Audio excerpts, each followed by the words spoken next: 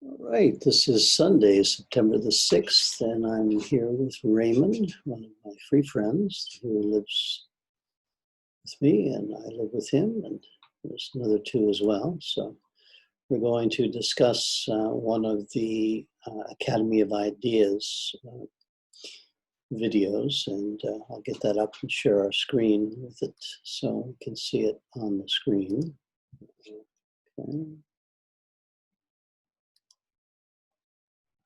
Okay, there we go.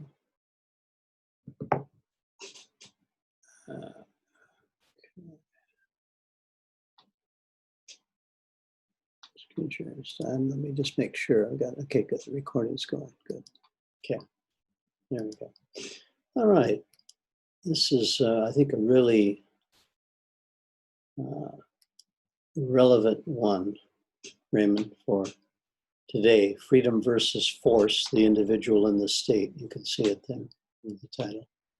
I picked this one because, yesterday was that going to be a protest day in Australia in particular, where, from my perspective, the dictatorial totalitarian takeover is really happening in certain areas in the US as well, but it's even worse in Australia than it is here in New Zealand. And this particular video, I think, will speak to what I wanted us to think a little bit about. And you can see the title, Freedom versus Force, the Individual and the State. I really like the Academy of Ideas. Ray and it has a group of people, and we've been doing this for a couple of months now, using the various videos. So, yeah. All right, let's get into it. Ray, you'll ask questions as we go, as usual. Okay. Can you get the subtitle? Yeah, put on subtitles. Freedom is the air we cannot do without, that we breathe without even noticing it, until the time comes when, deprived of it, we feel that we are dying. Okay, let me start off again. Okay, here we go. Freedom versus force, the individual and the state. Freedom is the air we cannot do without, that we breathe without even noticing it, until the time comes when, deprived of it, we feel that we are dying. Now, this is a good one. This is Albert Camus. Do you remember him? He's the French philosopher, existentialist. One of my favorites. I sort of grew up on him when I was your age. I was reading him a lot. This is when I lived in LA. And one of his books, Resistance, Rebellion, and Death, some of his lyrical essays and what have you. But there's a quote from him, and he's saying that when deprived of it, we feel we're dying. And I think my perspective now, I think people are dying in Melbourne, Victoria in particular, of this being deprived of their freedom. And here's the thing we're going to be talking about, or I am. I think they'll address it, that to many people, I guess the majority in Victoria, are actually believe they're being protected. They're not dying, they're living, they're being supported, they're being protected. So they feel their liberty is, they're not deprived of liberty, they're giving up their liberty, which they don't even think of it. I think they don't even think of it as giving up their liberty. They think about, well, this is what we have to do because this is a crisis. Coronavirus is deadly, and we have to follow what the government says. It seems reasonable to us, and we're protecting ourselves, we're protecting our grandmothers. And so I think they would look at this and say, well, yeah. What do you think? Yeah. Do you agree? Right? Yeah, I agree, but I agree the sentence from Camus. Yeah. But, the majority is what I'm saying, I think, of the people, in particularly in Australia, they seem to be they wouldn't necessarily agree with this point, though I'm hoping now, which is what I'm going to discuss as we go along with the events that have been happening to the lead up of yesterday. In particular, remember I mentioned that one about the 28-year-old pregnant woman. That's went viral. And I would hope that, some amount of New Zealanders and Australians would think this is going too far. Of course, I thought from the beginning, they've gone too far because we think all governments are immoral and can't justify themselves. But all right. It is a startling fact that throughout history, freedom has been considered so precious that some individuals have preferred death to a life in which it is absent. Is life so dear, or peace so sweet, as to be purchased at the price of chains and slavery? Give me liberty, or give me death. Oh, there's a very famous one. You've heard this one, right? Give me liberty or give me death. All right. Have you heard this one before? I heard another funny one. Give me a hamburger and Well, yeah, I'm going to get to that. Yeah. We're going to get to that. That's perfect. Yeah, that's a parody, a satire based upon this famous one given.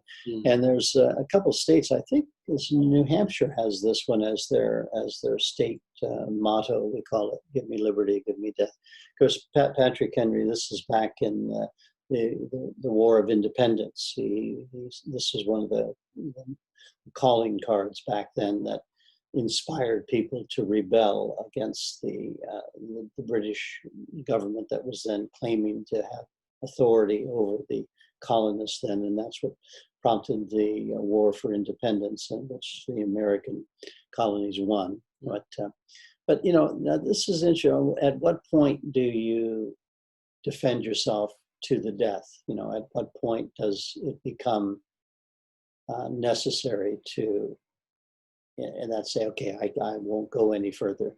This is it. And if I have to die, then it's better than having to live under whatever it is that's going forth. And for most people, this is a very, not many people will choose to die for their freedom, which I think is sensible up to a certain point. And I think each one has to make their own decision. Of course, for me, when I think about this, I would not want to, I would consider, I'm not going to sacrifice my life for the public that really doesn't care about their freedom. You know, as for I never protest because I don't believe in protest, and so many of them turn violent anyway.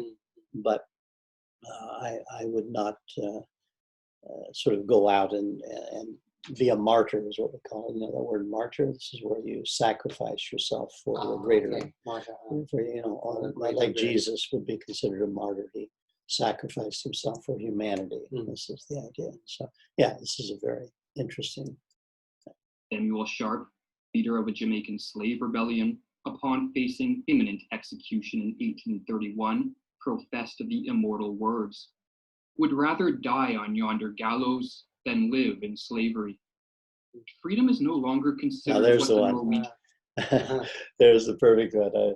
Now, this has an interesting message. Now, you can see toilet paper rolls at quarantine times, and beer bottle in a big belly, and he's eating Cheez-Its, and he's watching his Netflix, I guess. And, you know, and fall into the sea of irrelevance. Yeah, and so. And I remember I had that couple on Facebook that used to be my students, who used to be friends. They used to be, because I don't consider them friends. The Rhondas and the Pauls, I call them. And I'm using, they label people like us Karens. Have you heard this? This is a new meme that's been established. A Karen can apply, it's a woman's name, but it can apply to a man or a woman, and apparently it's come into mean now that people like us, whether they're voluntarists or anyone protesting against the government lockdown policies, the self-isolation, all of that, we're called Karens. And this came from, they have a caricature of that where they usually have some older screaming middle class going, you're terrible, get away from me, you're going crazy on the film, you know, and they use this as the stereotypical example of a Karen, and then they label me a Karen when I put up things like, the fact that Australia's death rate from flu in 2019 was something, I think it was over 1,000. The current deaths from coronavirus is like 400, And for this year, when in 2019, the flu in Australia, they didn't shut anything down.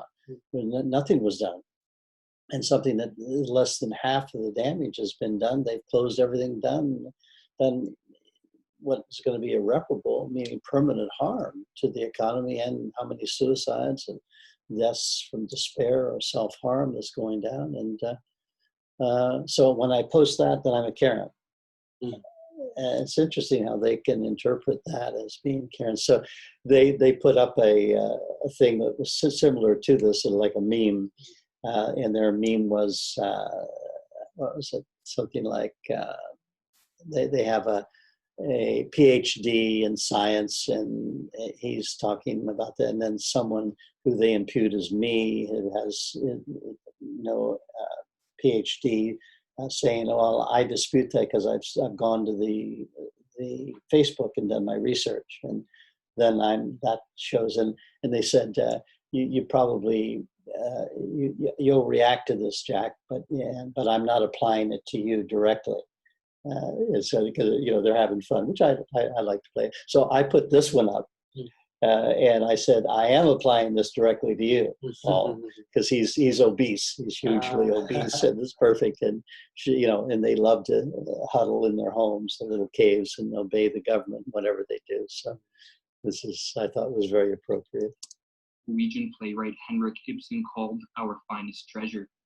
The heroic cry of "Give me liberty or give me death" has been replaced by what Aldous Huxley referred to as the cry, "Give me television and hamburgers, but don't bother me with the responsibilities of liberty." Now, I also cut this out and pasted it along with the meme, right? So that meme of the picture that I put this to, so this is, and they haven't responded yet. So we have a little to and froing on this, but yeah. And now this is really good because Aldous Huxley, of course, I didn't know he actually said this, but he really is the one that Del Bigtree. Remember him? Yeah. He's got a couple of good videos that, the Highwire, that are taking quotes from Huxley and that are so relevant to now about this, that as Huxley believed. And you can look at Brave New World as opposite to 1984 by Orwell. Orwell's 1984. The image there is the human boot stomping on the human face forever. So brute violence, which is what's happening now in Victoria, brute violence. But up until now, it's been what Robert Higgs would call participatory fascism, meaning that we'll take away your rights, but give you still a few of them, so you think that you still have some rights and you got freedom, but you're willing to give up that freedom because we're protecting you. But I think, and that's where Huxley comes in with the Brave New World. He's talking about his approach was that you'll love your servitude. We'll make it such that it'll be a barless prison, and you will love your servitude. You will be happy to stay home and add to your girth and eat your cheesies and watch your Netflix and pretend, those Karens are telling us what look at them, boy, I'm going to report them. And this is perfect to me. And that's the real danger. Brave New World is the danger because that's what's actually happened. But when the stomping boot comes out like in Victoria, that's my hope, is that then it's going to provoke enough people to say, wow, this is too much. Arresting a pregnant woman. Remember, we talked about this, which we'll get into in a minute. But I think this is what he's saying here, which is sarcasm. Instead of cherishing our liberties, many of us are willing to forego them for the mere promise of a bit more safety, security, material gain, or ease of life. Yeah, and there's the key. We give it up. We give it up. And I was talking to Young, one of our other For Free friends, and May, his wife.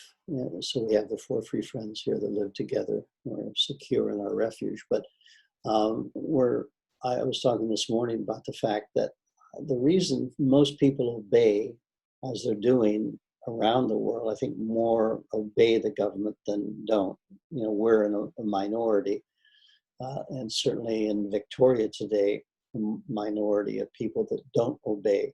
And I think you need to make a distinction too between, you know, we obey, like you go on the bus with your mask, not because you think it's a good thing to do, but only because you don't want a $300 fine, and it's rational not to do that, right? You agree? Yeah. Yeah, and that's different. While the Pauls and the Rhondas, this is great, please. And now I'm using now a new meme. I call it the Rhondas and the Pauls are the opposite of, it's what we voluntarists would call the Karens. So I'm saying people like Rhonda and Paul, my ex-students, Rhonda and Paul are the names of my ex-Australian students that think I'm a Karen. Okay.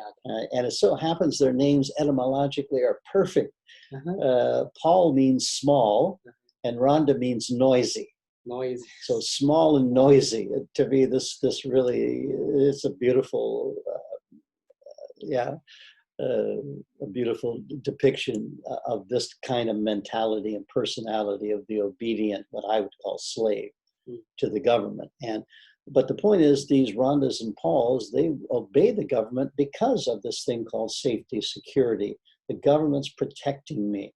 So to me, I think the thing to understand why most people obey it, like in the Milgram experiment, they do it because they think the government's protecting you, and also fear that if I don't, then I'm going to get the slap on the wrist or maybe the gun in the head or a fine or whatever.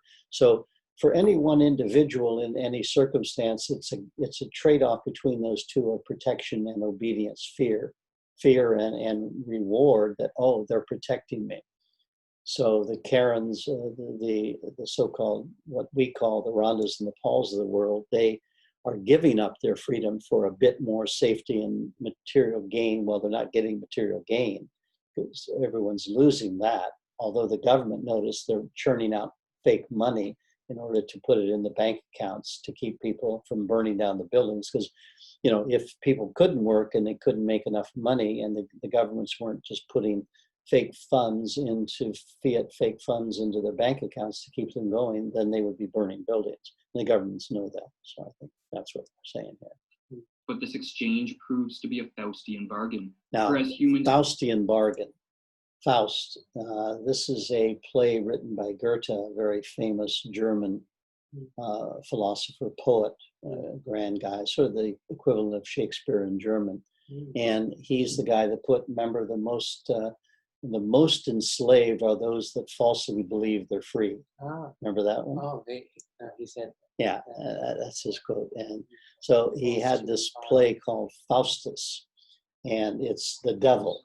The devil. And I actually I pun on the word Faust and Fauci.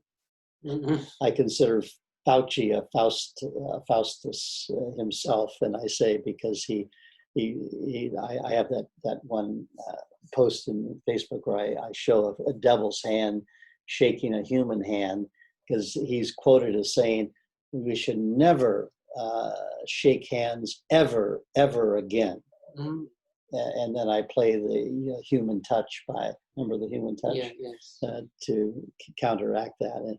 And just a quick aside, I mean, this is what's happening. The powers that shouldn't be, the New World Order, the network, whatever you want to call it, what we conspiracy theorists are labeled by, that there is a group of people, a conspiracy, and I think there is a loose one that is basically has planned this epidemic, pandemic. We call it a ScamPlanneDemic. And so they're talking now Faustian bargains, exchange, meaning I'm going to give away my liberties and you protect me, right? Yeah. And what happened in Faustus, he gave away his soul. Soul is the essence of himself in order to live forever. Humans, we do not flourish in the safety and security of a caged existence. I don't Rather, think so. we suffer like all other animals. What is more, freedom is an essential, not optional condition for a prosperous society. Now, of course, many are going to contend with this. Freedom is an essential, not an optional condition for a prosperous society. The socialists, the communists are going to contend with this because what we're talking about here is economically freedom, a free economy, a free society, a free market, which means voluntary exchange, actually is the only way that we get our standard of living up. So we have prosperous means, we're wealthy, we're relative, right? Prosperous. So, I mean, what builds these great cities and what gives us computers and cars and airplanes is freedom. And there's something called a freedom index. There's two of them. One's situated in Canada, one in America. They've been going for years and years. And every year they make a freedom index around the world. And they judge how free is the economy. And they do that on multiple levels. Like, for instance, how quickly can you start up a business? Do you have to jump through many regulatory hoops? How much does it cost you to do that? How many regulations are put upon you? How high is the income tax? Blah, blah. And out of that, they judge which are the freest. And in the world, consistently over the last 10 years, the number one, do you remember the number one freest economy in the world? It's been consistent. A lot of people would have thought America was Hong Kong, consistently Hong Kong. And second, consistently has been Singapore. Now, and that holds. And New Zealand's been third. Oh, really? Yeah. So America used to be number one, then it dropped to sixth. I think it's down to about 16th now because the regulations have been put upon, and of course, nowhere has there been ever a free market. There's never been a free market in existence. The closest historically that I believe we ever come to it was after the American so-called Civil War that should be called a War of Secession from about 1865, once that was over, to around World War I, 1910, roughly speaking. 1913 actually is a good year to put the sea change. This is the year when the income tax was put into law, immoral, legal immorality, and the Federal Reserve Bank was established. And since then, freedom and financial stability has been downhill. But up to that period, how do we know that this was the most, the free market, the government? I mean, there was no income tax. It was put in temporarily for the War of Secession, Civil War in America. Then, of course, but up until that point, there was never. And the government never interfered much with you, I mean, compared to now.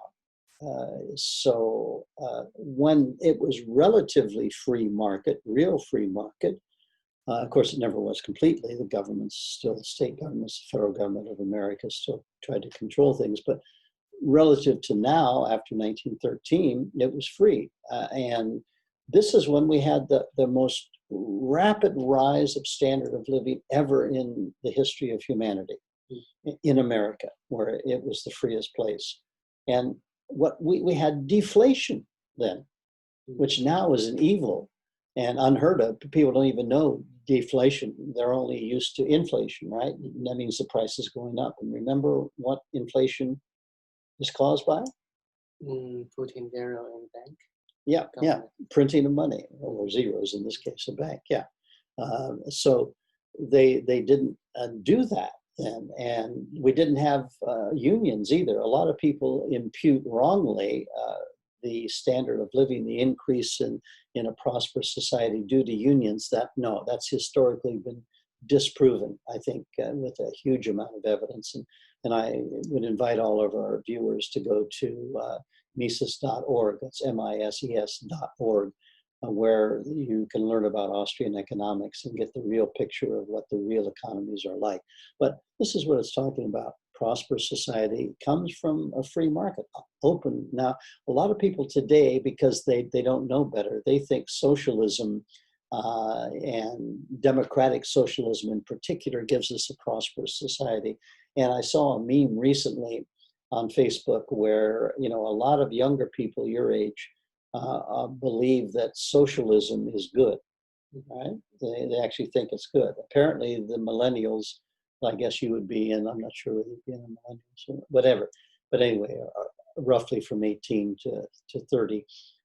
Today, apparently socialism is becoming very popular. And they use places like Sweden and Finland, where the income tax levels are like 2/3. They take 66% of your pay. Mm. But people gladly give that up because you get free universities and free hospitals and blah, blah, blah. Mm. And people, I just saw the meme that when you work in the Burger King in Finland or wherever, you get $20 an hour. You get free, so-called free. Remember, this is all being stolen from your tax, but nevertheless, they think it's free. And you get free university and free health care. And if you're out of work, you get free this, free that. And so everybody's really happy. And apparently they all are fairly happy in Scandinavian countries. And then they falsely infer from this that socialism is what we need. It's capitalism, which they falsely put as the same as the free market. But this is actually what we call crony capitalism, meaning the big business and government gets together with the big unions and the military industrial complex, and they rob the hard-working middle class and working class.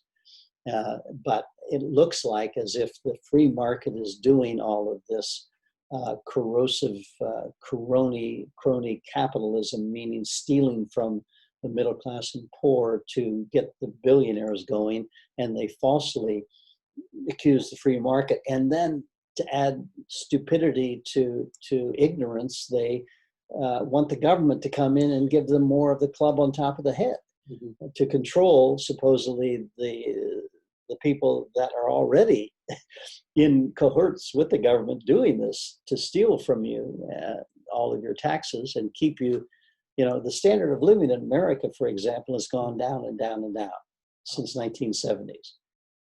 But with inflation being what it is, people think nominally that they're earning. So, but most people know now in America that they can't keep up the standard of living. And this is why so many young people are living with their parents as well.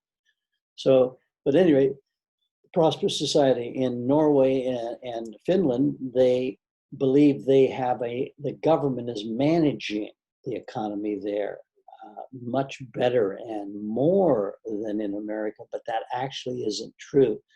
In many areas, and you can go and have a look at this, Lumberg, one of the people that lives in Sweden, he has a lot of work on this, where we can show that actually wealth can only come from the free market. The government creates nothing.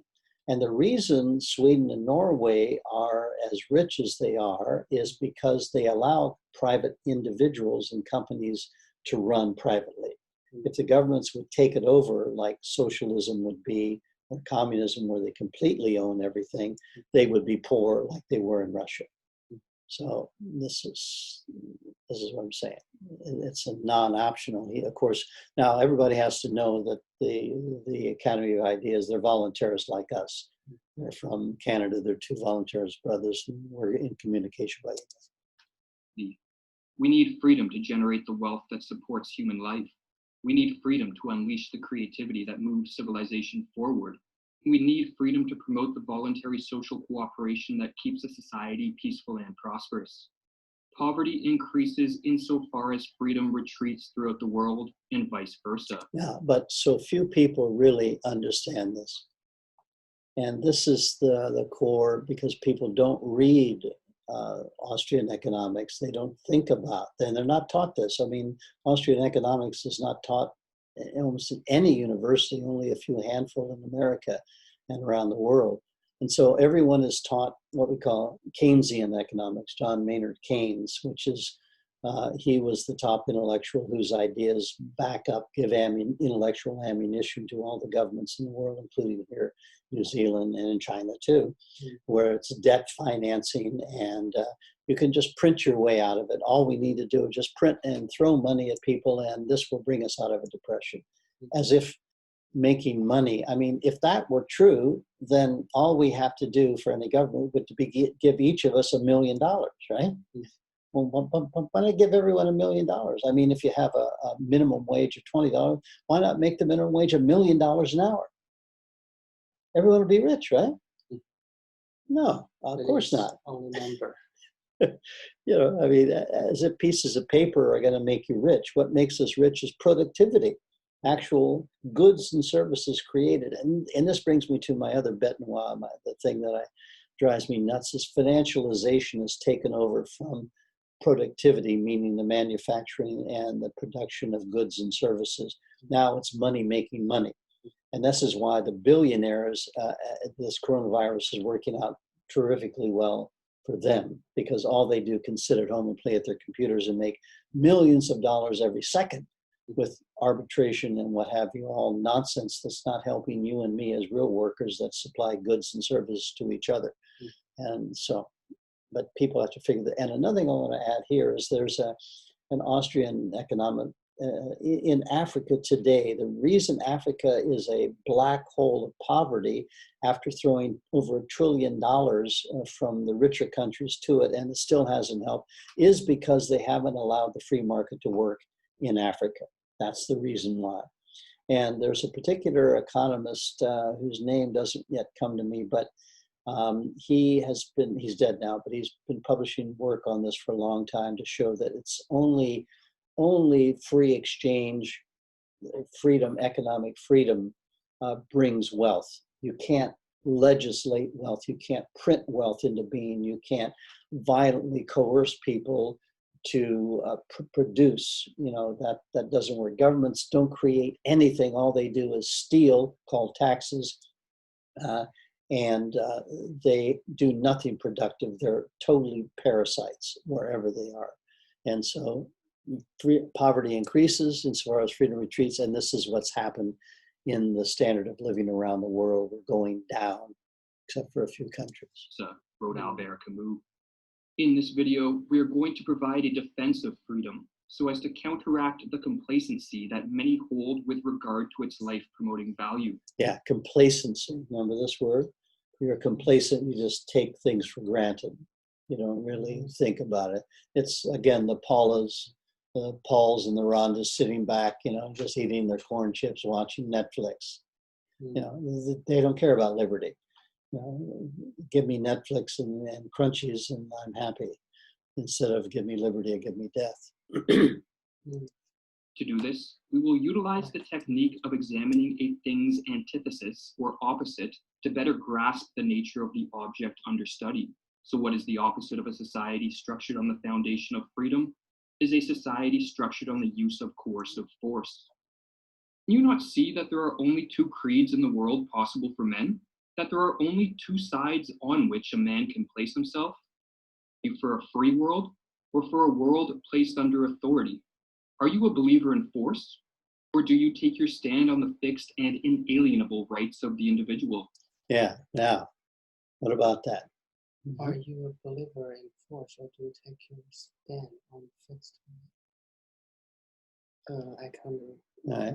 So two creeds, two declared belief value structures is possible, and really this is very clear, and this is why I really like Auberon Herbert. He was very early on voluntarist, lived in the late 1800s, and you know, or anarchist in the proper term. Remember, we voluntarists purposely don't use the word anarchy because so many people confuse it for what's going on in Portland, Oregon, and places in America where they're burning and looting, pillaging. Most people think anarchy is social chaos, people killing, looting, robbing, whatever. But anarchy, from our voluntarist viewpoint, we do etymology, no archy, ruler, just simply no rulers, which is what a voluntarist like we are. So we take the word voluntarist, which then can detach us from that false understanding of anarchy.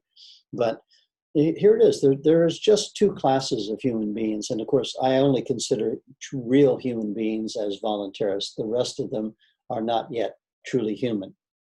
And I go along with Nietzsche, his Uberman, his Superman. We don't yet. My interpretation of Nietzsche in that way, we're still not human. It's not that we have to transcend humanness like he thought. We're not yet human. I think immanent in human, along with Carl Rogers and human potential movement, is that we have an inherent potential if we have the correct environment. This is why I teach parent effectiveness training, that you put the child, they grow up, you give them their freedom, and they will become responsible for that and teach others to do the same like I'm doing. So that's, there's these two classes. Either you really believe in authority, meaning using first physical force to make people obey for whatever reasons, or you don't. And you are your only authority. And this is the true human being to me. You are your own God. You are your own government. You are your own authority. And there's just two classes of Homo sapiens, and the only ones deserving of the sapient, which means wise, which means you're able to reason and discriminate and use your individual mind, are the human beings who are voluntarists, who say, I am my only authority, no one else. I don't take orders from anyone else. I only take them from myself, and I use reason to decide what is right and wrong. I don't need a God. I don't need a government to tell me. And so many people confuse morality and legality. And remember, moral may be legal, meaning legal is just what laws are passed and enforced by immoral governments. All governments are immoral. Doesn't mean whether they're democratic or dictatorships are all immoral, because they use first physical force to implement themselves. So it's you're either a voluntarist and a true first human being, or you are not. You're some other version. And that includes all of the minarchists. Remember, we have the argument where we have a lot of libertarians still believe that minimal government's necessary, like Rand is really another case that I won't go into now. But, these are people that still are not human to me. They're not self-actualized. And of course, I use the Maslowian language here too, that a self-actualizer, a true self-actualizer, is voluntarist. So only two creeds. Are you for a free world, or are you for a world under authority? Are you a believer in force, or do you take your stance on the fixed and inalienable, meaning they can't take this away from you? You as an individual, you could say you're born with this, but it actually means that you have a potential to use reason to understand that your individual separate mind can be its own authority. And is a great quote from Herbert. Force used defensively to ward off aggression against one's person or property. Yeah. Now, so many people confuse this with voluntarists. They say, oh, but yeah, you'll use force when you want to shoot a person that wants to take your property.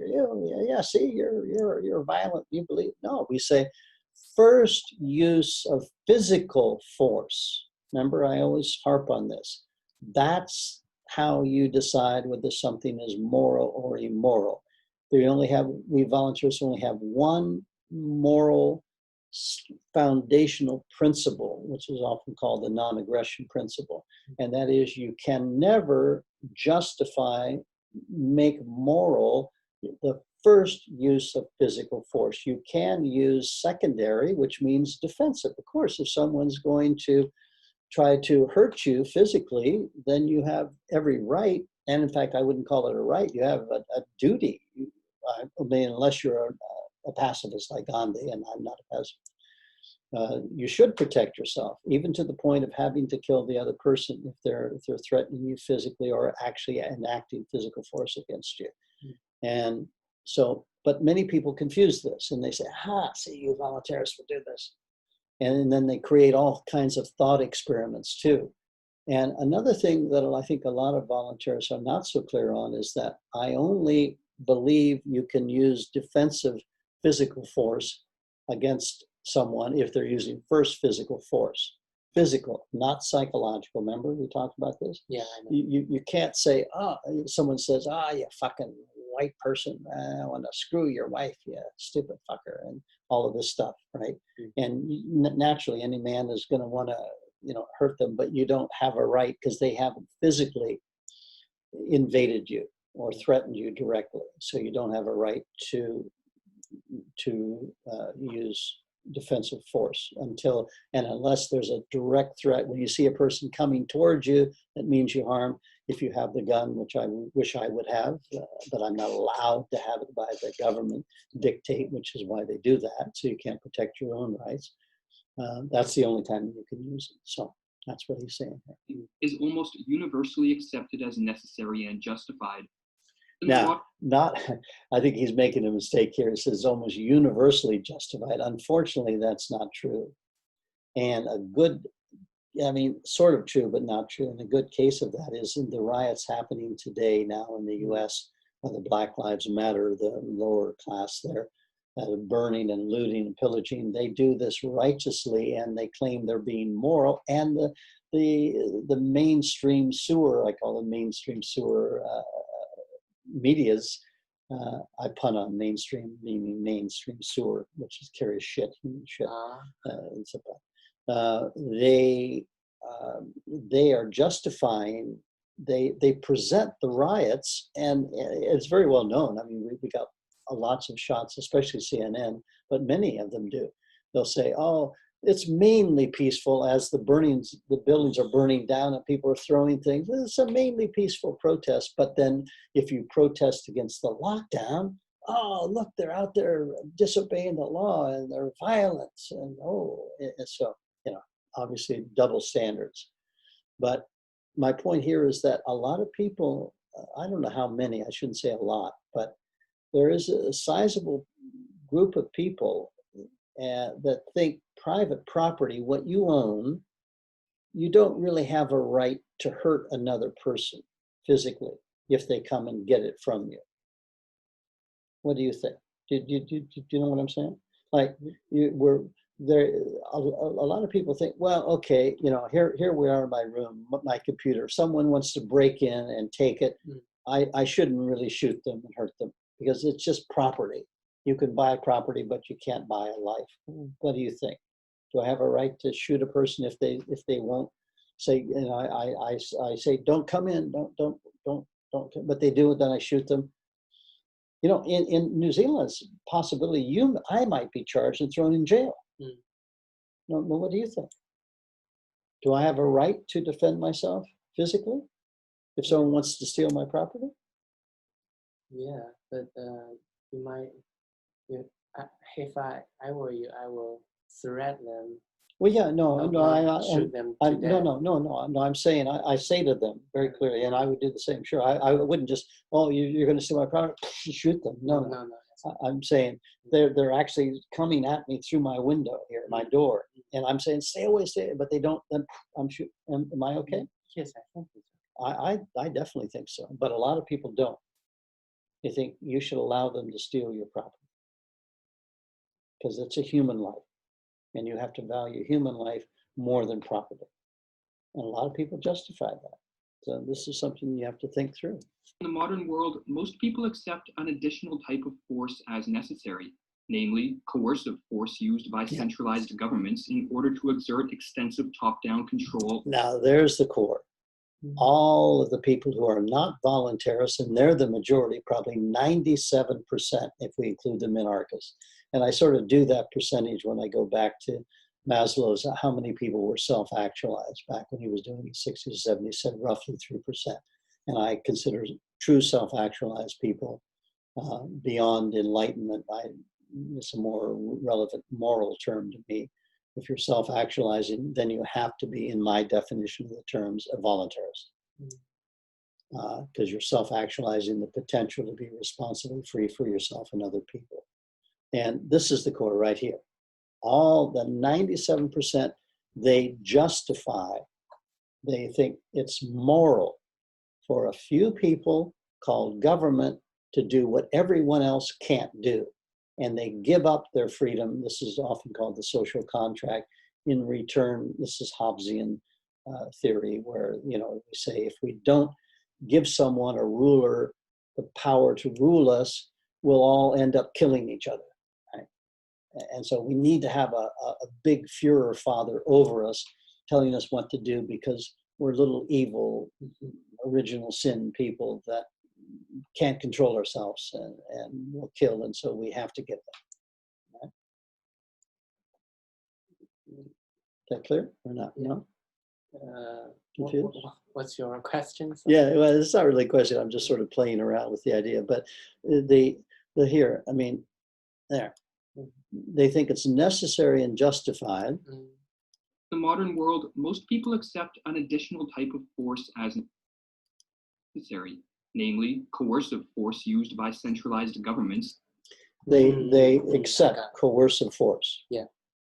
You know, all governments, and you know, I whenever I argue with statists, it's very difficult, and I think you found that with your Chinese friends, to even get people to recognize and then actually agree with you what is the factual case that governments all use first physical force, coercion, to do what they do. And a lot of people don't even want to look at that. Remember, and they justify saying, no, you're a citizen. And I allow that. So it's not coercive. So it's like slaves that would say, and I mean direct slaves, like ownership slaves. And this is also, if you read in that era, it's really interesting. Not only slavery in the US, but anywhere else. They're on the plantations, the slaves would, if another slave would try to run away, sometimes they would say, you can't do that. You know, that's wrong. Don't run away. And they would tell the master on them. So most people, they justify coercive first physical force, the use of it, is legitimate, meaning it's moral. And all people who are not voluntarists think this way. And they don't really think, they just accept it. And they say no, and they justify it by meaning that if we don't appoint or allow a disciplinary Führer, father figure, government leader, whether it's a dictator to democratic elections, then we'll all be killing each other. That's their justification. In order to exert extensive top-down control of a society. But unlike force used defensively, there is not universal agreement as to whether centralized government force is necessary, justified, whether it even contributes rather than inhibiting the order of a flourishing society. Unfortunately, there is, there's a big majority of people that's why we have what we have, a non-voluntary society. Some suggested that the massive centralized state... This is good. This is perfect. Can you see that picture? I hadn't noticed this before. This is wonderful. This is perfect. There we got the apes, and you have an alpha ape. This is perfect. All politicians will see this one. This is just exactly what it is, a bunch of apes. This is the level of humanity in politicians. And have you ever watched the parliaments? We call parliaments the British system, unlike America, where I grew up. When you see politicians debating, so-called, they argue, it's like children. Oh, horrible. And then they pass these laws, so-called, like the COVID-19, right?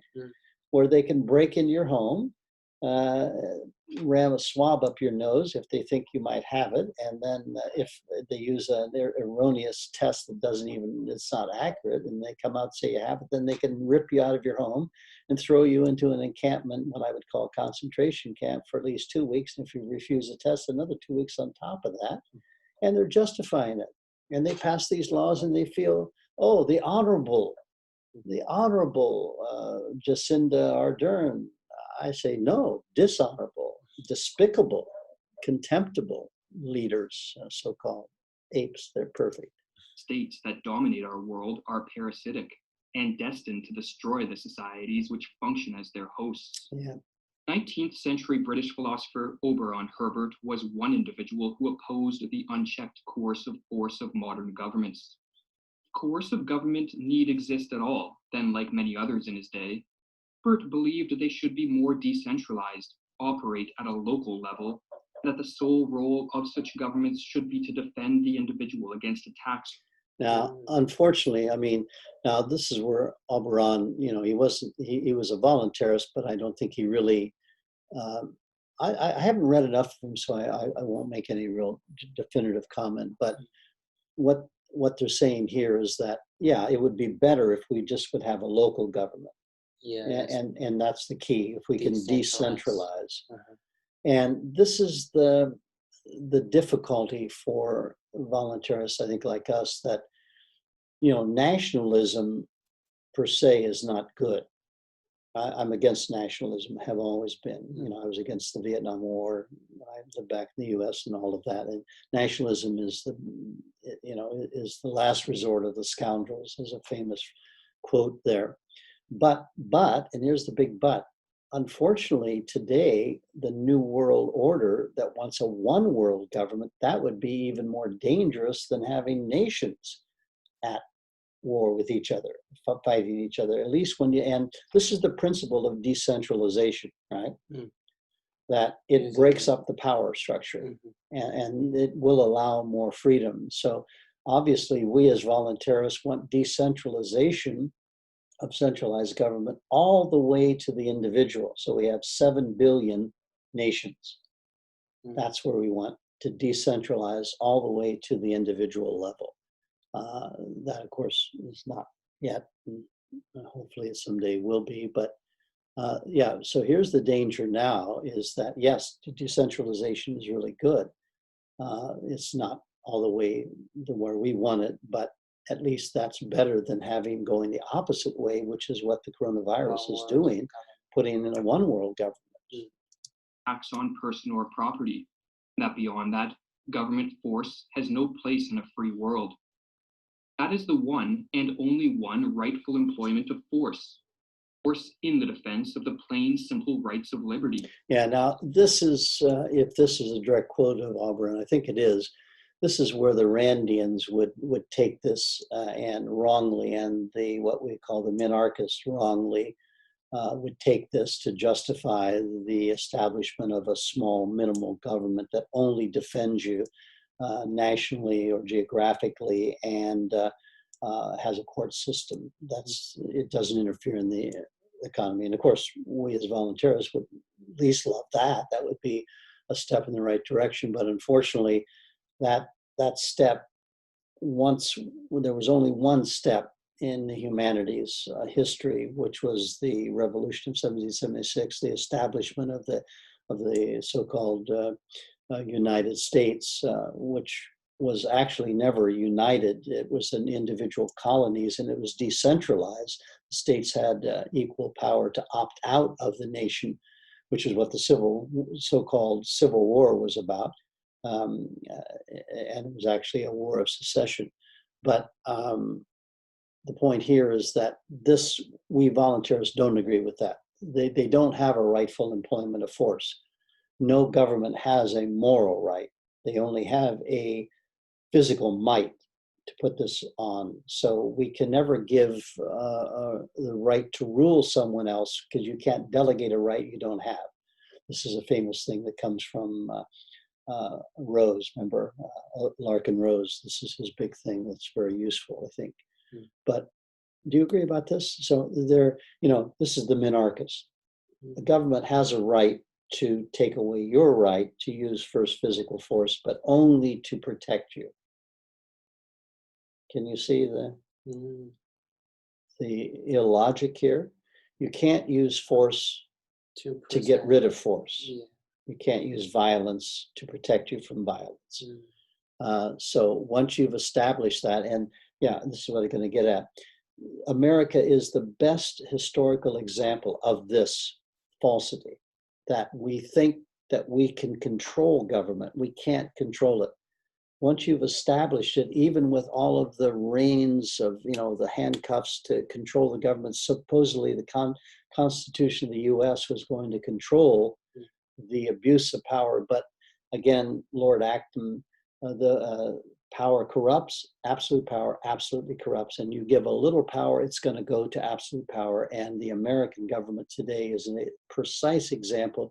You started out with the most brilliant minds in 1776 that loved individual freedom, wrote the Constitution that was supposed to put the control mechanisms and decentralize the government into 3 branches so that it combats itself. And and will contain. No, it didn't work. So if it can't work in the absolute best circumstance, it will never work. That's the point we voluntarists want to get across. It can never work. It's an illogic. Again, we get back to Aristotelian 3 laws of thought, right? Identity, A is A, non-contradiction, and law of the excluded middle. If you follow this through and use reason all the way, then you have to come to the only logical, reasonable conclusion you can come to, and that is that you can never justify first use of physical force, which is what any even minimalist government must rest itself on. And this is where the Randians can never get it understood. And this is why they turned into authoritarian dictators like, there's the Randians, the current leader, whatever his name is. He is Jewish, I guess, and they believed actually in nuking Iran and a couple of the other countries underneath the guise of the U.S. government is morally superior and objective. Therefore, we can objectively H-bomb our enemies into oblivion. So anyway, that's my rant on that. Part of the reasoning behind his conviction was that once you grant a government the right to use force for purposes other than defending the simple rights of liberty, a whole slew of perilous problems follow in the wake. Yeah. And real danger begins where any body of persons, central or local, equipped with powers which exceed those of the individual, and we prepare for ourselves a formidable source of oppression, from which, as time goes on, it becomes more and more difficult to escape. Yeah, and there is exactly what's happening today in Australia, in particular Victoria. I call it the slippery slope of participatory fascism. Robert Higgs, one of my favorite voluntarist historian, economist, he puts that term participatory fascism. This is democracy, which is the god, the greatest god that's failed, Hermann Hoppe. This is the sham makes people feel they're free. And as George Carlin, remember that one where he's talking about democracy? You're not free. You think you're free and that you're choosing, but you really don't. You don't have a choice. And this is what Oberon's saying too. And this is exactly what's happening. This slippery slope of participatory fascism, democracy has turned into the totalitarian takeover, and it always does. Hitler's a perfect example, Stalin too. Gabe, first danger of granting a government the ability to control us with force. Now there's a good picture. Do you know this picture from Roman history? There's a fat, obese emperor. Looks like about the size of Paul. One of Paul's so fat like that. And there's Rhonda up there with her downturned thumb. That was the sign for kill them. This is the gladiators. This is the Emporium, the Gladiator Games. Do you remember that one? There was a film called The Gladiator, very famous in Hollywood. This was how they had the games, the circus, and bred in circuses. This is how the Roman emperors, the dictators back then, controlled the populace, made them obedient, and loved their servitude back then. They gave them, a lot of people don't know, but back in Roman days, when the emperors in the early ADs and late small BCs, socialism was working in Rome. I think it was something like a third of the people were on bread, got food from the government. As today in America, I think similar, about a third of the people or something like that are on food stamps. So they were there. And then they had these live theaters where people killed each other, the gladiators. They're trained to kill. And that was the sign when someone had defeated the other one, they would say, "Do you want him to live or should I kill him?" Oh, And that's when you put the thumb down, kill him. ah, And they love this, bloodthirsty. I mean, what was acceptable then, now all the digital games, all you guys, especially guys, right, love to see you obliterated, shot in virtual reality, right? Thank goodness. But they had the real reality. You cut off their head, the blood, and the people loved it back then. I mean, the level of cruelty and the acceptance of cruelty up until recently should be to us people, now, and it makes us sick when we see real violence happen, which is what it should be. But back then it was exciting. I mean, up until I think the 1800s, they would bring families for a picnic to watch a quartering, a dismembering, where this was a famous way of killing a guy that didn't, do what the emperors wanted you to do, and everyone else agreed with it. They would put chains on each of the 4 limbs and get 4 horses and whip the horses and rip your limbs off. And everyone would applaud. Oh, it's wonderful. The kids would eat their dinner, and wow, this is so much fun. Yeah, so thankfully we're not quite that way. That, like any occupation, politics attracts a certain type of personality. Sure does. It's comforting to believe those attracted to politics are the best among us. That the electoral. Yeah, they actually believe this, right? The best among us. Right? One guy, a beautiful metaphor for, like with milk, the cream rises to the top. Did you know that? Remember with milk? Yeah. Yeah, and we say in the free market, the best rises to the top. And he uses the analogy, and I always love this one, in what's called a septic tank. A septic tank is a hold for your shit. When you pee and poo, your shit goes into a big concrete box. Well, of course, in most places it goes into a sewer, but when you don't have a sewer system, you have what's called a septic tank. And in septic tank, the best, the worst, the shit floats to the top. So that's a good analogy, metaphor for politics. All the bad The floats to the system top like prevents shit. megalomaniacs from attaining power. The lessons of history suggest otherwise. Moths to a flame, centralized governments attract authoritarian and narcissistic personalities. Yeah, narcissistic. Now, you know that term, narcissistic? They love themselves. Yeah, look in the mirror, remember? And of course, to me, when I think of one of the most narcissistic politicians around the world, so far as I don't really watch it. Mussolini. But, well, yeah, but the American one now. Trump. Oh, man. It's just like whenever I see him, it's like he's always looking in the mirror. Oh, I'm so great. I'm so beautiful. I'm so, it's horrible. And Mussolini, yeah. And the book all of you should read, I think I told you about that one, is How to Be a Dictator by Frank Dicatter. It's really great. And he does, he does little vignettes on all of the dictators, like including the North Korean one, and Mussolini and Hitler and Stalin, and all these miserable, narcissistic, pathological sociopaths. So authoritarian. Who believe they know better than the rest of us, right? And who experience little remorse or guilt when they manipulate, deceive, lie, or use force to sculpt society in whatever manner they please. Yeah, the Jacinda Ardern's, the Daniels, and all these politicians, they believe they're doing right. This is there's many quotes from voluntarists, as we say, most of the damage, the destruction, deaths, and everything else is done in the name of good, the greater good. We're doing it for the greater good. The small-time criminals are nothing compared to the deaths and economic destruction that people are doing for the good, the greater good. So, and they think they're quite justified. Ardern thinks, forcing you to stay home, putting you into a camp. This is, I'm saving you, I'm protecting. And unfortunately, most people believe it.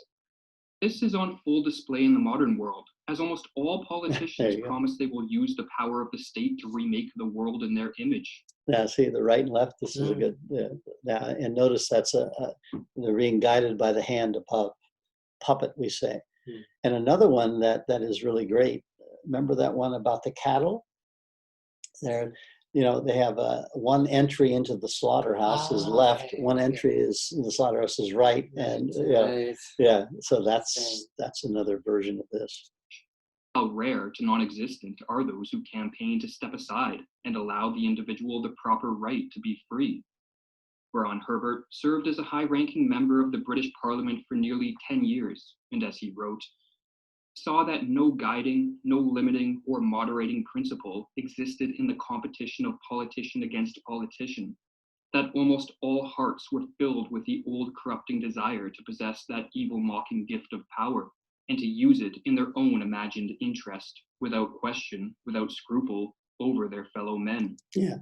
And I think, Oberon, I forgot he was a real politician for a number of years. Closest to Oberon would be Ron Paul, the Libertarian presidential candidate that ran, I think it was 2008 and 2012 from memory, and still is very good. He's 80 years old. He's a medical doctor. He's very articulate, well-spoken, sort of he's funny. He's sort of a voluntarist libertarian because obviously he's been elected or selected and allowed himself to be, but is, I think, a voluntarist at heart. And even if he is even a minarchist, he's done a lot of good, I think, in the world. But yeah, this is what's happening.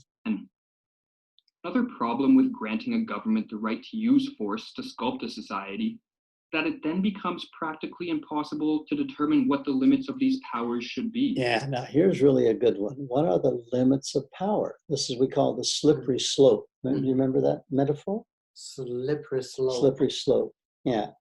We say, once you get on the slippery slope of something, you can't control it. You're going to go to the full end of things. Yeah, slippery slope. And I always say participatory fascism, so-called democratic socialism, or democracy of whatever kinds, is just a slippery slope always. And perfect example of that is what's happened around the world with coronavirus now. Don't let a crisis go to waste. Now they can justify putting these draconian lockdown laws because they're protecting, saving you, and we can do it legally. We can vote in the COVID-19 bills that can come and take away your children and you, and shoot you and kill you if you resist, because we're just trying to protect you. We just have to kill you to protect you. Sorry. Yeah. So how do you determine the limits? For the greater good, what can be, what can be acceptable for the greater good? Well, for most people today, it seems around the world, locking you in your home, forcing you to wear a mask, keeping you from earning a living, closing down buildings, shutting down hospitals, commandeering the medical system. This is okay because we're protecting you. Mm-hmm. So when does that go into, like now in Victoria, where they break into your home because you put up a post on Facebook about a peaceful march? Where's the limit? I mean, will Australians, will New Zealanders finally say, hey, this is too much, right? Mm-hmm. What's the limit? Mm-hmm. This is what we're saying, asking all these people, what's the limit here? Mm-hmm. I mean, so, and take this a step further then. What's the limit in Hitler's Nazi Germany? Well, he had the Enabling Act of 1933, on March the 23rd, that enabled him he was democratically elected and then selected, and then he put himself into full dictatorial power, and it was a gradual frog in the pot raising the temperature until he had total control. And what was the limit then? Well, if you were a Jew or a homosexual or a feeble-minded or someone who was not, full Aryan, if you were gypsy, all the rest of it, I'm sorry, we need to control you. We need to take you out of existence. We need to throw you into a prison. And if you protest against it, I'm sorry, we must do that. And then it went to just killing them, outright killing them. And I guess for many people, if they would have really paid attention in Germany when they really started killing them, if they knew about it, and I think many of them did, but they still accepted it, they may have said, okay, that's too much. And there were always resistant people, in Germany, but they were so small compared to the forceful powers that should be. So I think this is a question everybody out there that are believing in the governments has to say, what's the limit here? I mean, even these minarchists and full bore Rondas and Pauls. My hope is the Rondas and Pauls, the Smalls and the Noisies, will finally say, like with that example of that pregnant woman, right? Being arrested and handcuffed behind the back, that Victorian justifies, oh, we didn't, we were justified in doing this. Well, I don't know. I'm hoping that Ron and Paul wouldn't agree with it, but maybe they would. If it is right to use unlimited power to take 1/10 of a man's property, is it also right to take 1/2 or the whole? If it is not right to take the half, where is the magical, undiscoverable point at which right is suddenly converted into wrong? If it is right to restrict a man's faculties in one direction, is it right to restrict them in half a dozen or a dozen different directions? Who shall say? It is a matter of opinion, taste, feeling. Yeah, no, that's absolutely reason. There's logic, and you can't refute that. All you can just say is, well, we'll decide. Who's we? Well, the government, a few people will decide what is this, what's too much, not enough. And of course, power corrupts, absolute power absolutely corrupts. And that's what happens. And that's what I fear is happening now. Some may say the solution is to reach some sort of reasonable consensus regarding the limits of political power, then to encode such limits in a constitutional document, as the intention of constitutions is to serve as a political check on the abuses of power. Now, here's the justification for America starting out, right? They make, and all countries, even communist China and North Korea, have constitutions, as if that's protecting the individual. And that's the joke, of course, from the voluntarist viewpoints, like, Larkin Rose always points out, as I do, that this piece of paper called a constitution is not even worth the toilet paper. It's not worth it. Of power. But when centralized governments lord over tens or hundreds of millions of people, it becomes exceedingly difficult to prevent those with political power from breaching constitutional limits through devious strategies and means.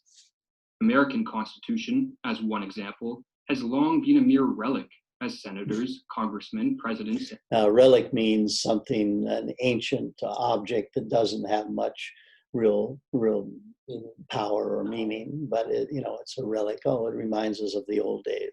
And judges have supported countless laws that mock the intentions of the founding fathers. Yeah, mock means make fun of. To see the Supreme Court, for instance, in the U.S., which is the highest governing body, the laws that they put into place, including slavery. They actually legalized runaway slaves. It was a famous thing back in the days before the Civil War. I can't remember the exact law, but they legally said, it's all right to capture a slave and return it. So, it's all nonsense. And as recent events have shown, the masses are easily duped into accepting constitutional breaching power grabs, so long as they are backed with sufficient propaganda. Yeah, sufficient propaganda, meaning this is law. We passed it, like the COVID-19 law, the laws in dictatorial Dan's Victoria. We passed a law that says that we can tell you what to do, and if you put a few paragraphs of a protest march that you say is even going to be safe, we can legally come in and handcuff you, put your hands behind your back. You're pregnant? Well, we got to do this. We have to be laws equal to everybody. And if you resist, well, we'll hurt you even more. But so stupid. And appeals to public safety, security, and the so-called greater good. The urge to save humanity is almost always a false face for the urge to rule it. Yeah, now there's a beautiful Mencken, one of my favorite. Mencken was a true voluntarist. The urge to save humanity is almost always a false face for the urge to rule it. So the mask actually is on the politician's face. Behind that is the grin of the dictator. The tooth. Remember, I did that meme with the Jacinda Ardern. I had a muzzle. Remember? Muzzle. Yeah, I said, for what the it should be a common law that it should be a mandatory mass muzzle wearing common law for all politicians to wear a muzzle out in the public because they want to bite you and they're rabid. And if you get bit by a politician, you're certain to die. That is to lose your freedom. And Mencken was a good one like me. Wrote H.L. Mencken.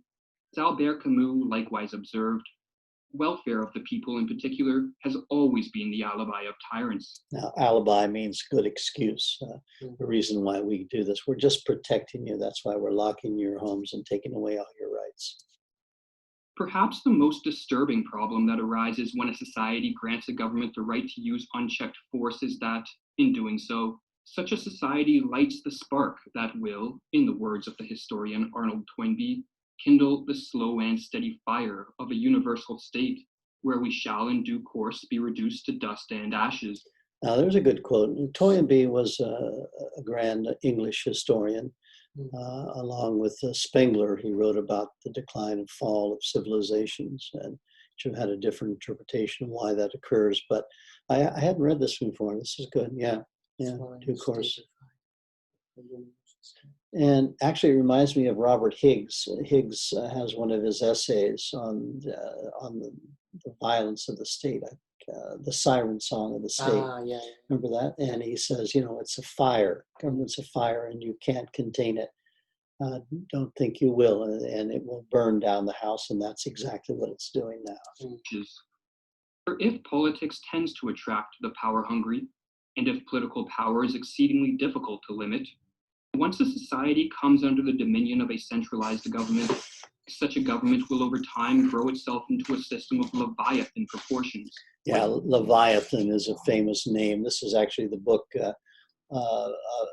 title of a book by Robert Higgs, Against Leviathan. Leviathan is a whale, and it was the symbol for tyranny, the big whale that swallows everything. And so Hobbes was involved in this too, an original sort of person that justified the ruler over people, Leviathan, as which, big government. Like a parasite, sucks all the lifeblood from the society it governs.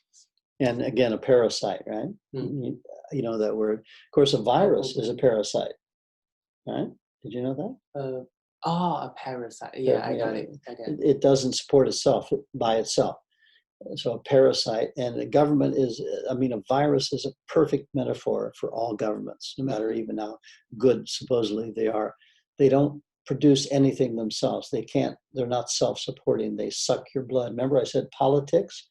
Poly, P-O-L-Y, many ticks, bloodsuckers, politics, lifeblood, definitely. Reflecting on Toynbee's survey of history, the author Kirkpatrick Sall wrote, "Time after time, Toynbee shows that civilizations begin to decay after they are unified and centralized under a single large-scale government." Yeah, and there's another book called The Fall of Complex Societies by Tainter. So there's a lot of books out there that suggest when governments get to a certain size, and also he has a good video on Core about limiting the size of governments, and this is what I think after the breakup, this is what's going to happen.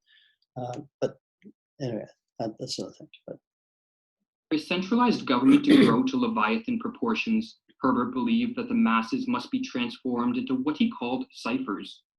Ciphers are individuals lacking in moral autonomy, deficient in critical thinking, and incapable of acting with courage.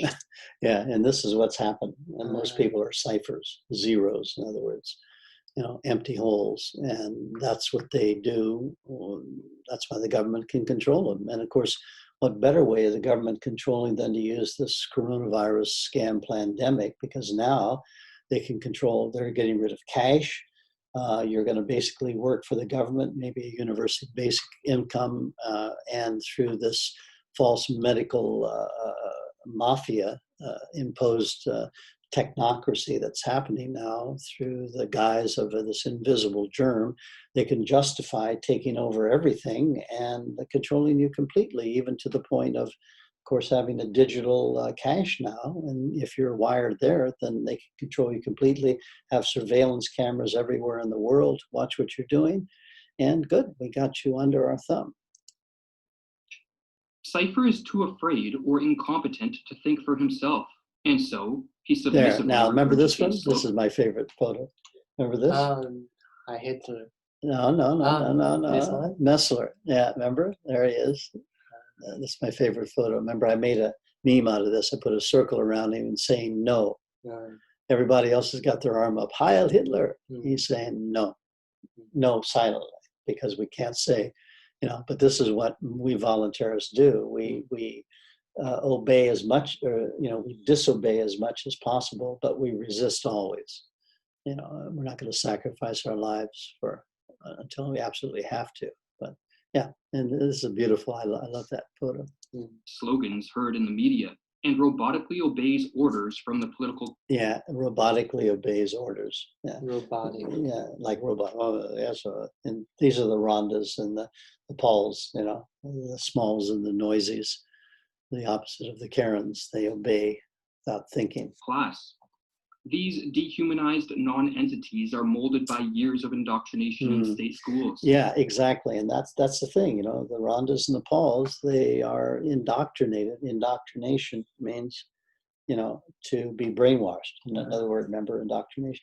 And remember, they pun on this word, indoctrination. Indoctor.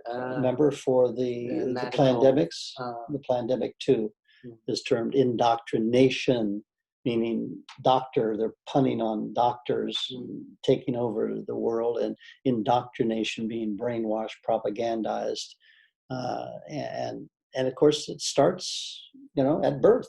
And because the governments knew back, starting with the Prussian government, the emperor back then, he understood that, hey, let's put into being state schools, because this is how we can really control you. We can get you from birth, and we're going to tell you what's what from the time you come into school, and we're going to make it mandatory, and you're going to bless us for this because you think, oh, I can't get an education. Oh, you're teaching me so well. Of course, now this is why I'm doing my parent effectiveness training, to try to break that cycle from the beginning, the default setting of obedience to authority. And this is where it starts in the schools. And of course, people like John Taylor Gatto, that's the one, remember, I tell you to go to his work on the weapons of mass instruction. Great book. Decades of propaganda from media and popular culture, and constant exposure to oh God, this gets me when I see this. Oh God, this hurts. When I see this picture, this is so expressively true, accurately true of what I see out on the street. I just see people mindlessly wearing, I don't know if you noticed when we were having our walk on the beach, what we do, they were wearing masks. Did you see that person? No, yeah, a mother and her child wearing masks on the beach where we walk. Wearing masks. Masks on the beach. Oh my God! And this is it. They're all my government's telling me what to do. I agree. Yeah, very good. To numbing and dumbing distractions. Oh God! Cypher is the man or woman whose spirit has been broken, and who is the easy prey of the power. And they don't know their spirit's been broken. It's like a broken horse. We say you break a horse. You probably don't know this, but horses, when they're wild, naturally they don't want a person sitting on them, unless you do it the right way. And again, that's another metaphor. But then they usually do it through force, and a horse gets broken, cowed, and we say cowed. There you go. Domestic animals, the cow, the sheep, the broken spirit, meaning that we've used fear and reward to make you be obedient, and you will follow. And the good metaphor of this, remember, with the elephant that's grown up, that starts as a little baby, they have the rope around the leg of the little elephant. Then as it grows up with a stake in the ground tied to it, it will never pull up the stake, even though it could. You know what I'm saying? You have when there's a little elephant and they have a stake in the ground, they tie a rope to the stake into the leg of the elephant, and the elephant learns it can't pull. And as it gets bigger and bigger and bigger, it can easily pull it, but it won't, because it's conditioned. Yes. And the same thing with a bird. It's conditioned to be in the cage, and you open the door. I love that meme. Remember the one that said, birds raised in a cage all of their life think flying is an illness. Yeah. This is part of it. Power hungry amongst the political class. A nation of sheep will this beget is a famous. government of wolves. Yeah. Or as Herbert explained, a great trick, winning of power, requires ciphers and can't be played in any other fashion.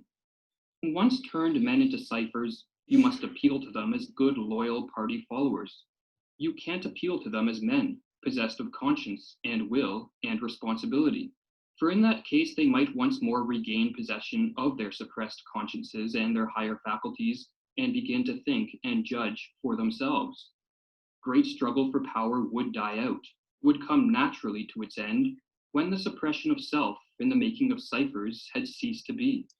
Yeah, and this is what we, of course, as voluntarism won in the end, that these ciphers will turn into ones themselves and then come together. 1 + 1 = 3. Cooperative synergy is the way to do it. And the free market exchange of personal value for personal value and create value as an individual and become your own authority, your own God. And this is what we're hoping will happen. It won't happen in my lifetime, maybe not in yours, I don't know. Along with the population of ciphers, a centralized government of a Leviathan scale also requires hordes of minions or state functionaries who... Minions are followers, obedient slaves, bureaucracy, you know.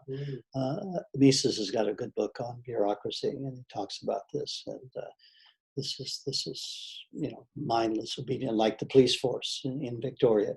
They're just doing what they're told, you know, and they think it's right. You know, we're saying you're inciting riots. You're inciting a pregnant woman with a few words on Facebook. They're inciting riots, and we're justified. And the government says this is so illegal. As ciphers themselves, dutifully and obediently carry out the orders of the political class. Yeah. And lastly, now carrying out the orders. You know, Victoria, cops doing it here, everywhere. The people carry out the orders and they think that's justified, right? Because the government says it's legal. This is the law and I'm a policeman, I must do. That's exactly what the Nazi criminals said, the same thing as the criminals of today's politics. But notice always the double standards when the axis of the people, not the axis, anyway, the winners of World War II, you know, the winners always write history. So when they had the Nuremberg trials in Germany, and they judged all of these Nazi people as guilty for following orders. They shouldn't have put the people into the camps, concentration camps. But they do the same thing in any other government, right? But they don't consider that as criminal.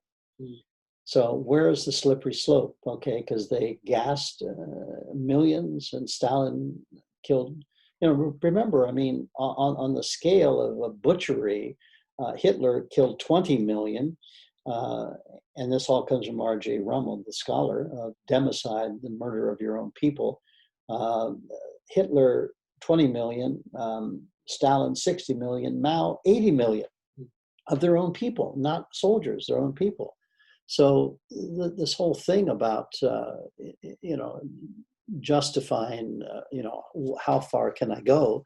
And okay, you are a criminal when you obeyed those laws, but I'm not a criminal when I obey my laws and cuff a pregnant woman behind the back. Why? I'm just following orders. That's okay. Yeah. Requires a political class, or so-called elite, who, from behind the scenes or on high, exerts increasingly tighter clamps of control, and in the process, suffocates all free enterprise, voluntary exchange, spontaneous action, innovation, hope, and progress, until the whole system collapses in on itself due to its debt. And it's collapsing now.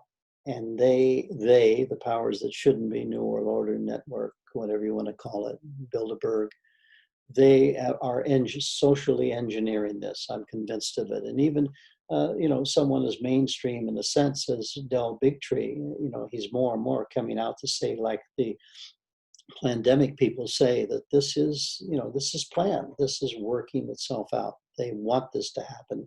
They want an economic reset. where then the powers that shouldn't be, the centralized one world government, will control everyone under its guise of protecting them from this invisible dead weight.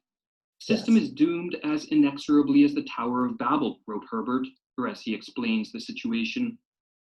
Try to picture the huge, overweighted, groaning machine of government, the men who directed vainly, miserably struggling with their impossible task of managing everything.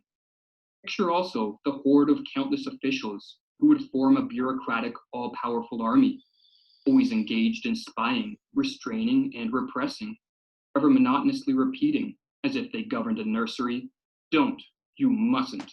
And picture imprisoned under the bureaucratic caste a nation of dispirited ciphers who would be as peevish, discontented, and quarrelsome as shut-up children, because shut off by an iron fence from all the stimulating influences of free life, and forbidden, as if it were a crime, to exercise their faculties according to their own interests and inclinations. Picture also the intense, the ludicrous pettiness that would run through the whole thing. Oh man, this is so perfect a description of what's happening right now throughout the world with the coronavirus ScamPlanneDemic. I mean, if you had to write something, this of course is centuries ago by Alvaron, but do you get this? Because it really is perfect. I know that this is tough for you, but a huge, overweighted, groaning machine of government. Think of all the rules that's happening now. Remember in Auckland, they put all that street stuff where they had the little extra, all that money, and then they put little things and this overweening, groaning machine of government that puts more regulations on top of regulations on top of them, vainly. Remember the etymology of vanity? Empathy. Yeah, emptiness. That's it. Cipher is a zero, an empty person. These are empty people that don't have meaning. This is why another book, called War is a source of meaning. This sort of thing gives people that can't create their own meaning, are not self-actualizing. They need someone else to do it for them. And unfortunately, this is where authority steps in, but miserably struggling with the impossible task of, they can't manage this thing, but they're doing a good job of it, of course, because people are afraid. But so a horde means a huge, a tribal, countless officials, all these cops that are being paid out of the taxpayers, stolen from the taxpayers' work to police them. Remember that metaphor, that meme of the government with a wheelchair? I broke your leg and give you a wheelchair. Yeah, right. I sell you the wheelchair, then I tax it, and then I regulate it for you. It's perfect. Yeah, this is exactly what they're doing. A court of bureaucratic, all-powerful, engaged in spying, restraining, repressing, exactly what's happening everywhere. Today with the coronavirus, putting up the surveillance cameras, everywhere they're doing it. New Zealand, China, you're well ahead. Remember I was telling you, I heard the last time they've got 2 cameras for every 1 person, or 1 camera for every 2 people in China now, surveillance cameras. So this is it. And this is why we don't want 5G. One of the reasons, not only physically, but because it permits that surveillance to be done. So monotonously repeating, don't, you mustn't. This is the Rhondas and the Pauls. You mustn't wear it. You've got to wear a mask. You shouldn't do this. You shouldn't do that. Imprisoned in the bureaucratic caste. A caste is a class of individuals, like lower class, middle class, upper class. It actually comes from India, more of a thing of the untouchables, and there's a good pun on that one for the don't touch caste that we're in now. Ciphers who would be peevish, discontented, quarrelsome as shut up children. This is the Rhondas and the Pauls. It's appalling. I put that pun with Paul too, about the little pettiness that they describe, that they express rather on Facebook. When I read it, it's anyway. So dispirited, they've taken away, shut up children, they're isolated, right? So this is perfect. It's like he saw it ahead, shut off by an iron fence from all the stimulating influences of free life. Everyone's hovering in their little huddle, in their hovel, to say, oh, I'm afraid to go out. I got to wear a mask when I go out. Oh my God, I'll get the sickness, and I got to do what they tell me to do. And oh my goodness, I got to report them. It doesn't wear a mask. I'll tell them on. Oh my God. And so, and of course, this is the thing that's worse on your immune system, right? You're huddled, fearful, and you don't get sunshine, fresh air, and I got to wear a mask, and forbidden as if it were a crime to exercise the faculties according to their own interests and inclinations. Picture also the intense, ludicrous, means laughable pettiness that would run through the whole thing. And yes, that's a perfect description of society right now. New Zealand, Australia, America, except for a few of us. Horrible. Thing. Those who have not been transformed into state ciphers, Herbert's description of centralized governments may sound ominously similar to the governments across the world, which, for decades, have been rapidly growing in size and power. So, if centralized government is a parasite destined to destroy its host, then it seems... Now, there it is, destined to destroy its host. Do you know what he's saying? Destined. Remember, governments are parasites. Okay. They live off Got it. the people. They're destined. It must happen.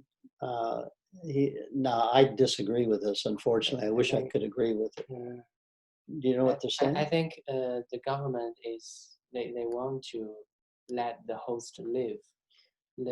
Oh, yeah, So, enough. That's right. yeah. Because, I mean, if they completely, then they will die, obviously. Yeah. And so you can't keep the boot upon the neck forever. Mm-hmm. You got to let up to some extent. But I fear that it won't, no matter what level they go to in the so-called free world, that it won't be sufficient to bring out enough of us voluntarists so we get to a point where they can't do it. Remember, we have that tipping point we talk about with Larkin Rose and the dot. Remember that one? Yeah. I mean, if we get enough of us to say no, then they can't do it. But there's so few of us now that I have my doubts whether we'll get enough of would us. run through the whole thing. For those who have not been transformed into state ciphers, Herbert's description of centralized governments may sound ominously similar to the governments across the world, which, for decades, have been rapidly growing in size and power. So, if centralized government is a parasite destined to destroy its host, then it seems as if more people should be questioning the validity of centralized government. Well, we wish that. We wish the validity, the valid, the truthfulness, the life-giving ability to continue. When something's valid, it's true and capable of continuing itself. And centralized government, I fear, is capable of continuing self, proving itself valid, which means val is actually strength etymologically, because it will always have enough obedient Rhondas and Pauls to continue its way, unfortunately. And I am a little bit pessimistic in that sense, that I keep optimistic on one level, but I think I'm a realist, that I know the Rhondas and the Pauls of the world will allow them to keep the boot upon their neck, and everyone else's in there justify it from being protected as well as fear. And this is, I don't quite agree with this part of it. Power, and considering whether a move back towards the foundations of freedom is the panacea needed to find our way out of the absurd contemporary socio... Now, panacea, that's a good word. Pandemic, pan, all, sea, all applicable solution to something. Okay. Panacea. This will fix everything. Panacea. And I'm afraid I don't think that's going to be the case. This absurd geopolitical mess. For as Herbert cautioned, time is a great logician, and succeeding generations will either press steadily on to the system that is the perfection of force or to the perfection of liberty. On which side then do you take your stand? Yeah, now that's an excellent ending. And unfortunately, I think, what they're saying here, time is the great logician. And remember, he's written this over a century ago. And unfortunately, we haven't pressed steadily towards the perfection of liberty. We've done the opposite. We've done towards the perfection of force. And this is the brave new world where we're getting the soma pill I don't know if you remember, I put a recent post just yesterday Awesome. about that, the morality pill. Remember that? I mean, maybe I didn't tell you about it, but anyway, there are ethnicians, people that write on ethics in the higher, I call them the lower halls of yearning, higher halls of learning, that justify, they actually put this in the article. They said, for the greater good, we'll have to consider putting a medical, a medication into the water, of public water of the public to make them more slavish-like. Huh. They're actually talking this way now. Whoa. Yeah. So, I think we might have to justify this for the greater good, because we can't have these voluntarists like you and I out there not obeying. And of course, the Brave New World, he had the pill Soma, which made everyone obedient. And not only that, are they putting this out, and it's been going for a while, this whole medical mafia, as I call it, Technocracy, the book by Woods. Everyone needs to read that one. That will tend to explain what this whole order is, maybe the best way to sort of understand it, Technocracy by Patrick Wood. But they also then, there was a most recent article out by an academic group that said people that don't obey, won't wear a mask, won't social distance, are probably psychopaths, sociopaths. Do you understand that? Remember that word? I know psychopaths. Yeah. Yeah. It means what? Remember? They are crazy. Yeah. Well, they will abuse power. They'll hurt you, torture you, even kill you, just because they enjoy it. They don't have any empathy.